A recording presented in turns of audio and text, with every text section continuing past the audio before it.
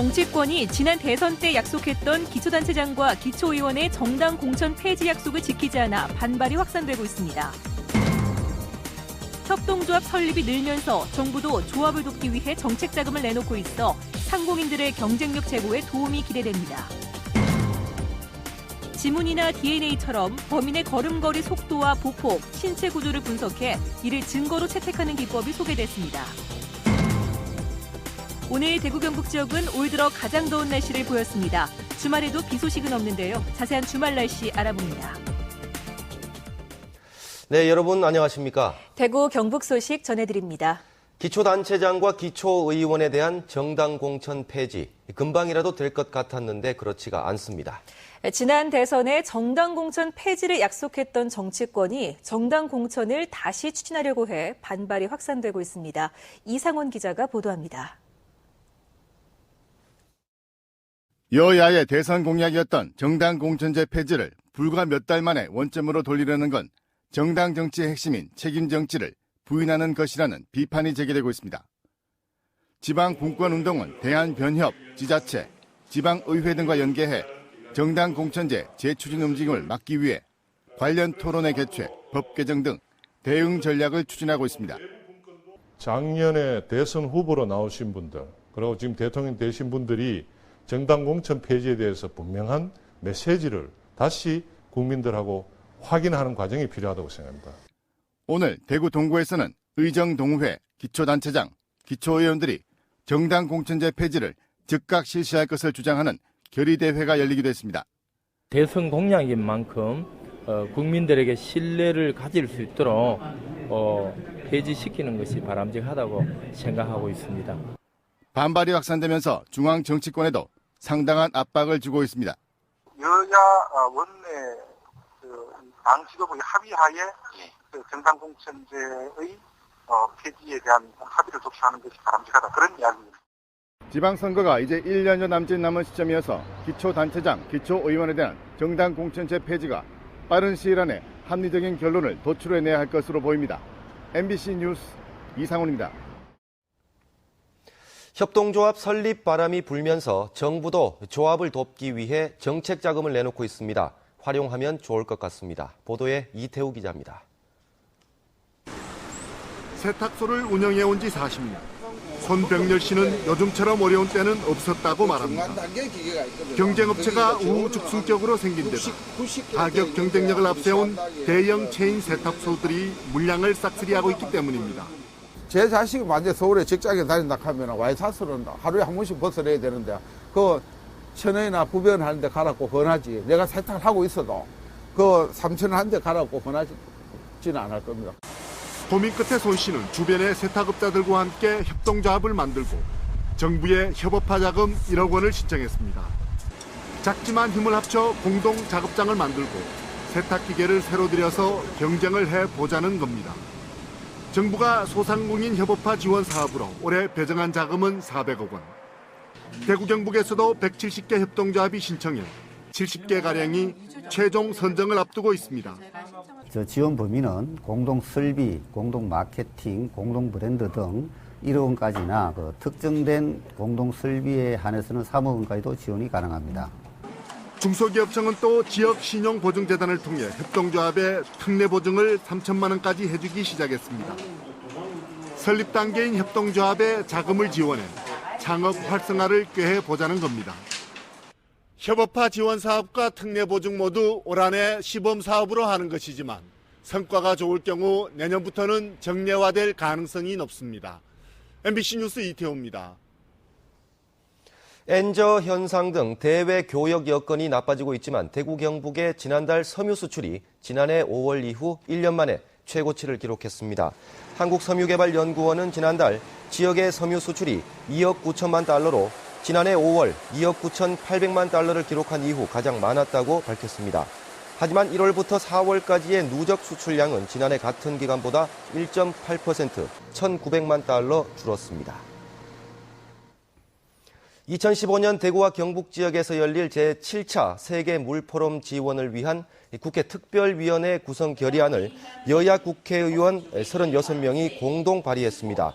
특별위원회는 위원수를 18명으로 하고 세계 물포럼이 열리는 2015년 6월 말까지 한시적으로 활동하는 것으로 돼 있습니다. 이에 따라 물포럼 지원을 위한 다른 법령의 개정과 예산 마련을 위한 국회 차원의 활동이 탄력을 받을 것으로 기대를 모으고 있습니다. 사건 현장에 남은 범인의 걸음걸이를 증거로 채택하는 기법이 영국을 비롯한 서방 국가에서 활용되고 있는데요. 오늘 대구에서 이 기법을 소개하는 행사가 열렸습니다. 한태현 기자가 보도합니다. 지난 2009년 영국 런던의 한 공원에서 옷으로 얼굴을 가린 한 남자가 걸어갑니다. 지난 1990년부터 최근까지 강도와 성폭행 등 수백 차례 범죄를 저질러 27년형을 선고받은 델로이 그란트. 연쇄 사건의 범인은 여러 증거 앞에서도 검거되지 않았지만 걸음걸이 분석 수사 기법 앞에서 무릎을 꿇어야 했습니다. 이 기법으로 수사를 해온 영국의 헤이든 켈리 박사가 오늘 대구를 찾았습니다. 걸음걸이의 속도와 보폭, 가속도와 신체 구조 등 다양한 분석을 통해 증거가 법정에서 채택된다고 합니다. Absolutely, there's various levels of evidence provided, from opinions to reports and attendance at court. There have been a number of people that have also pleaded guilty in relation to on receipt of the forensic gait analysis report. 이번 행사에는 현장의 증거를 신속하고 남김없이 확보하기 위한 이런 첨단 장비들도 전시됐습니다. 국립과학수사연구원의 분석을 의뢰하기 전에 현장에서 바로 DNA를 분석하는 장비를 비롯해 혈흔 분석기, 헬리캠 등이 선보였습니다. 우리나라에서는 아직 이 수사 기법이 도입되지 않았습니다. 이번 학술 대회를 함으로써 범인 근거에 많은 도움이 될 것으로 생각이 됩니다. 범인을 법정에 세워 증거 능력을 인정받기 위한 경찰의 수사 기법이 갈수록 진화되고 있습니다. MBC 뉴스 한태현입니다. 경북 의성에서 실종 열흘 만에 목 졸라 숨진 채 발견된 50대 여성 수도 검침범의 살해 용의자가 경찰에 붙잡혔습니다. 마지막 검침 주택에 사는 30대 남성이었습니다. 김건엽 기자입니다. 의성경찰서는 지난 18일 야산에서 숨진 채 발견된 수도 검침원 52살 김모 여인의 살해 용의자로 30살 손모 씨를 검거했습니다. 경찰은 숨진 수도 검침원의 사체에서 나온 DNA가 손 씨의 유전자와 동일하다는 국과수의 감정 결과를 통보받고 오늘 대구의 한 병원에서 입원 중인 손 씨를 긴급 체포했습니다. 숨진 김 여인은 지난 9일 의성군 봉양면의 한 마을에서 수도 검침 도중 실종됐다가 열흘 만에 근처 야산에서 목 졸려 숨진 채 발견됐습니다. 경찰에 붙잡힌 손 씨는 숨진 검침원이 마지막으로 검침한 집에 살고 있었고 검침원이 손 씨의 집으로 들어가는 모습이 동네 주민에 의해 목격되면서 경찰의 용의 선상에 올라 있었습니다. 여기서 아줌마가 봤다니 하네요. 검침하는 거. 그러고는 뭐 반응 사항이 없으니까. 손 씨는 경찰 조사에서 범행 사실을 일부 시인한 것으로 알려졌습니다. 경찰은 직업이 없고 평소 말수가 적은 손 씨가 우발적으로 범행을 저질렀을 가능성에 무게를 두고 정확한 살해 시점을 밝히는 데 수사력을 모으고 있습니다. MBC 뉴스 김건엽입니다. 대구시 감사관실은 시민단체가 대구시의 과장이 이달 초순 아들 결혼식을 앞두고 직무와 관련이 있는 기관에 청첩장을 돌려 행동 강령을 위반했다는 신고를 해와 진상조사를 하고 있다고 밝혔습니다. 축의금 내역 확인 결과 직무 연관성이 있어 축의금을 받아서는 안 되는 곳 일부가 포함된 것으로 확인됐다고 덧붙였습니다. 해당 과장은 관련 기관에 오랫동안 근무를 해 평소 알고 있던 일부 인사들이 찾아와 청첩장을 달라고 해 어쩔 수 없이 건넸다고 해명했습니다. 대구와 경북, 대전, 충남의 시도의회 의장들이 오는 27일 강창희 국회의장과 주승용 국회 국토교통위원장을 만나 도청사 신축비 전액 지원과 진입도로 건설비 70% 지원 등을 건의하기로 했습니다. 또 기존 청사 주변 지역의 공동화 방지를 위한 청사 활용이 국책 사업이나 전액 국비 사업으로 추진될 수 있도록 정책적인 배려를 해줄 것도 건의할 예정입니다. 네, 오늘도 많이 더우셨죠? 대구의 낮 기온이 35도에 육박해 올 들어 가장 뜨거웠는데요. 주말과 휴일도 무더위가 이어지겠습니다. 공진희 기상캐스터가 전합니다.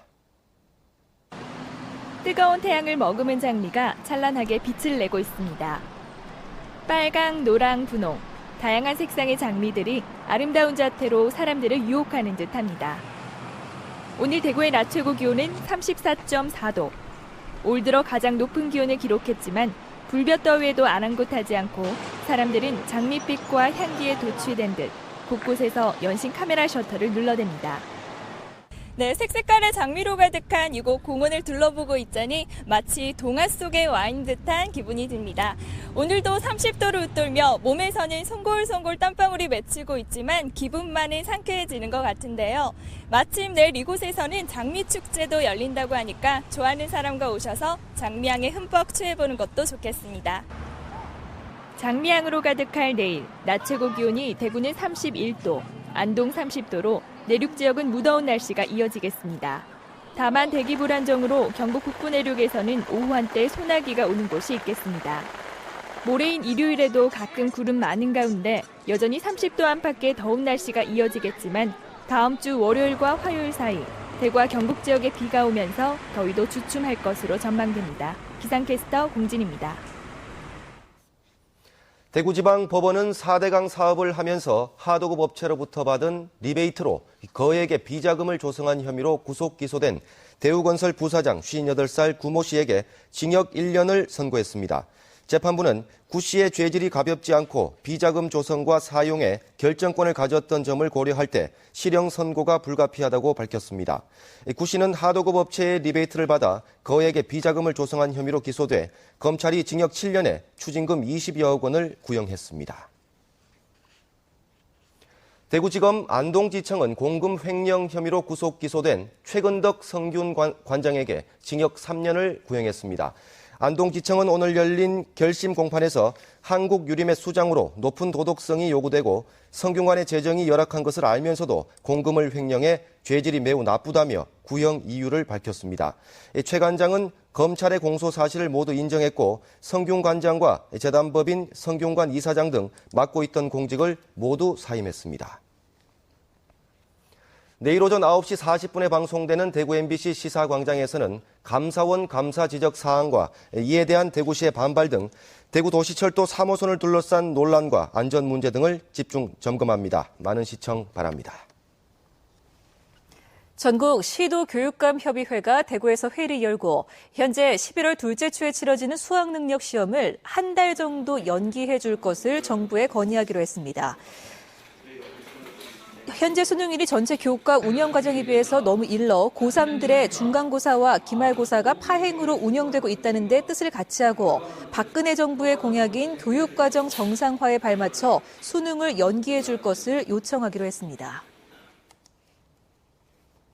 제2작전사령부에 따르면 검정고시 응시를 희망하는 병사들을 위해서 지난 2월에 문을 연 무열학교 입학생 16명이 지난 4월 치러진 고졸 검정고시에서 전원 합격해 오늘 오후 졸업식을 가졌습니다. 무열학교는 평일 저녁 시간과 주말에 공무원과 대학 교수, 현역 장병 등으로 구성된 교사들이 강의를 했습니다. 제2작전사령부는 무열학교의 성과가 좋은 만큼 앞으로 지역 주민들에게도 교육의 기회를 줄 계획이라고 밝혔습니다. 생활체육 대축전 이틀째인 오늘도 안동에서 골프와 볼링, 배드민턴과 당구 경기가 펼쳐지는 등 영주, 상주, 문경, 청송, 군위 등 모두 6개 시군에서 19개 종목의 경기가 열렸습니다. 한편 대회 개회식은 안동에서 오늘 오후에 시작돼 9시 반까지 계속됩니다. 구미시가 공단 운동장에서 유정복 안전행정부 장관을 비롯한 각계 인사와 시민 만여 명이 참가한 가운데 범시민 안전실천 결의대회를 열었습니다. 오늘 행사는 최근 발생한 낙동강 유류 유출과 염소가스 누출 등 크고 작은 재난안전사고가 발생한 데 대해 각성하고 재발 방지를 위한 안전의식을 다지기 위해 마련됐습니다. 재난안전 관련 영상 상영을 비롯해 119 특수구조단과 소방서의 시범훈련, 안전도시 선포 등 다채로운 행사가 펼쳐졌습니다.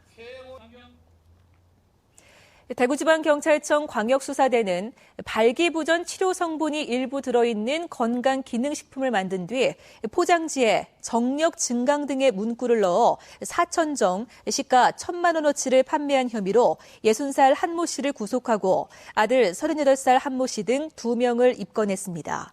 이들은 액상 과당을 넣어 만든 사과즙을 사과즙 100%라고 허위 표시해 5억 4천만 원어치의 사과 음료를 판매한 혐의도 받고 있습니다. 동해안의 최대 어업 전진 기지인 포항 구룡포항에서 4년 만에 대규모 풍어제가 열리고 있습니다. 내일까지 계속되는 이번 풍어제에는 동해안 별신굿 기능 보유자인 김영희 씨 가족과 보존 회원들이 용왕굿과 조상굿 등 다양한 굿을 선보입니다. 동해안 별신굿은 바닷가 마을의 안녕과 풍어를 기원하는 곳으로 지난 1985년 중요 무형문화재로 지정됐습니다. 네, 지금까지 대구 경북 소식 전해드렸습니다. 시청해주신 여러분 고맙습니다.